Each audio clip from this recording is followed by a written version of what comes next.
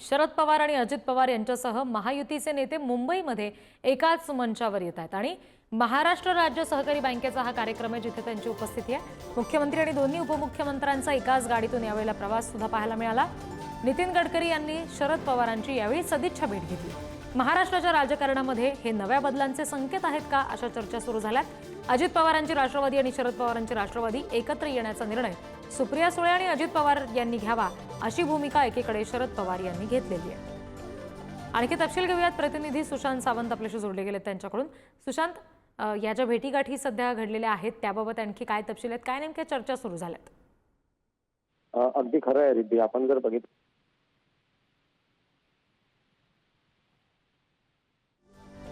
काही तांत्रिक अडचणी येतात, सुशांत यांचा आवाज आपल्यापर्यंत पोहोचत नाहीये, पुन्हा एकदा आपण त्यांना संपर्क करूया।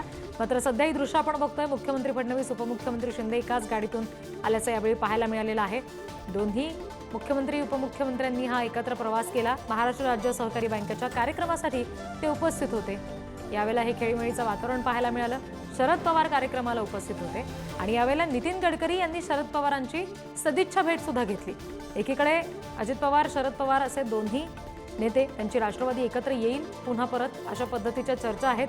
शरद पवारांनी याबाबत काही सूचक विधान सुद्धा काही दिवसापूर्वी केलेलं आहे आणि त्या दृष्टीने विचार करायचा झाला तर सध्या महायुतीचे हे सगळे नेते आणि शरद पवार या ठिकाणी एकाच कार्यक्रमाला उपस्थित असल्यामुळे त्याबाबतच्या आता चर्चा होत आहे।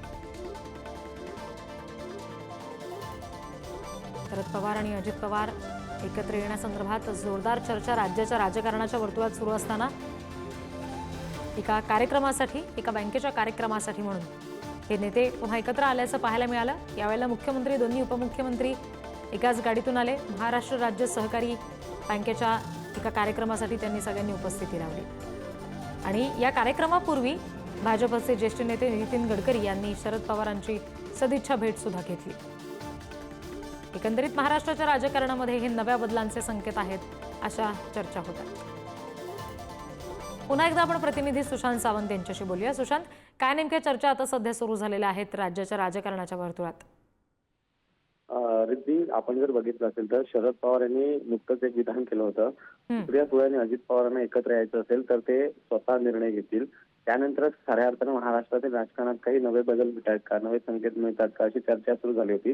त्यातच आज एका मुंबईत कार्यक्रम आहे आणि या कार्यक्रमाला महायुतीचे सगळे नेते म्हणजे मुख्यमंत्री, दोन्ही उपमुख्यमंत्री आणि केंद्रीय मंत्री नितीन गडकरी उपस्थित असताना याच कार्यक्रमाला आपण जर बघितलं असेल तर सुप्रिया सुळे आणि उपस्थित आहेत। त्यामुळे कुठेतरी नवीन काही संकेत मिळत आहेत का? शरद पवार गट महाविकास आघाडीतून बाहेर पडणार आणि महायुतीमध्ये येणार का अशी चर्चा रंगलेली आहे। अर्थात आपण जर बघितलं असेल तर नितीन गडकरी यांनी शरद पवार यांची सकाळी भेट घेतली होती आणि ही भेट औपचारिक भेट असली असं सांगितलं असलं तर या भेटीमध्ये राजकीय चर्चा देखील झाल्याची माहिती मिळते। शरद पवार काही वेगळा निर्णय घेत आहेत का? सुप्रिया सुळे, अजित पवार एकत्र येणार का? कारण आपण जर बघितलं असेल तर शरद पवार गटामध्ये फूट पडल्यानंतर बरेचसे आमदार आणि खासदार जे आहेत ते अजित पवार यांच्याकडे उत्सुक आहेत। स्वतः याबाबत अजित पवार गटातील नेते देखील सांगतात काही आमदार आमच्या संपर्कात आहेत शरद पवार गटातील। त्यामुळे ही जर भविष्यातली फूट जर वाढायची असेल, कमी करायची असेल तर कुठेतरी राष्ट्रवादीला एकत्र येणं गरजेचं आहे। याचमुळे कुठेतरी एकत्र येण्याचे संकेत दिले जातात कारण ते शरद पवार यांच्याकडून आणि त्यामुळे कुठेतरी महायुतीचं आणि शरद पवार गटाचं काही मनोमिलन होतंय का हे बघणं महत्वाचं ठरणार आहे। मात्र आज सर्व प्रमुख नेते एका व्यासपीठावर आल्यामुळे कुठेतरी चर्चांना वेगळे उधाण आल्याचं पाहायला मिळते। जी सुशांत, धन्यवाद दिलेल्या या सगळ्या तपशिलांसाठी। तर या सगळ्या संदर्भात आता छगन भुजबळ आणि प्रफुल्ल पटेल यांनी प्रतिक्रिया दिलेली आहे, बघूया। तो ज्या वेळेला उद्धवजी ठाकरे आणि राज ठाकरे एकत्र येण्याच्या संदर्भामध्ये चर्चा सुरू झाली त्यावेळेला म्हटलं होतं की सगळीच कुटुंब जी आहेत ती दुरावलेली आहेत एकमेकापासून। ही सगळी कुटुंब जर एकत्रित आली तर आम्हाला खरोखर मनापासून आनंद होईल। थोडं एक आशेचा किरण त्यांनी दाखवलेला आहे, ही आनंदाची गोष्ट आहे। त्यामुळे त्यांच्यासुद्धा अनुभवाचा फायदा आम्हा सगळ्यांनाच मिळेल आणि त्याचबरोबर राष्ट्रवादी काँग्रेसची सुद्धा शक्ती निश्चितपणे वाढणार आहे। असं आहे की हे महत्त्वाचे जे विषय आहे हे काही नुसतं प्रेसमध्ये काही चर्चाचा विषय नसते, पहिली गोष्ट। दुसरा, असा कुठलाही प्रस्ताव अजून आमच्यापर्यंत पोहोचलेला नाही।